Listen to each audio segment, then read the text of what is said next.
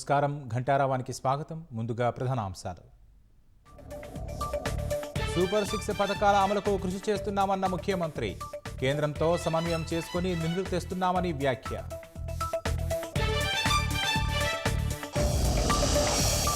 ఎమ్మెల్యేలకు దశల వారీగా కౌన్సిలింగ్ చేస్తున్నానన్న సీఎం. తప్పుడు పనులు చేయొద్దని పదే పదే హెచ్చరిస్తున్నట్లు వెల్లడి.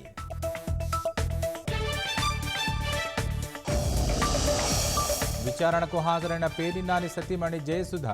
బియ్యం మాయం కేసులో ప్రశ్నిస్తున్న పోలీసులు.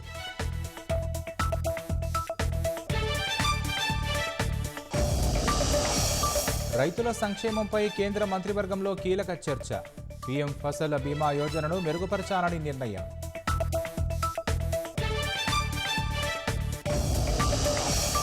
వైకుంఠ ద్వార దర్శనానికి విస్తృత ఏర్పాటు చేస్తున్న టీటీడీ. రోజుకు 70,000 మందికి సేవ కల్పించేలా ప్రణాళికలు.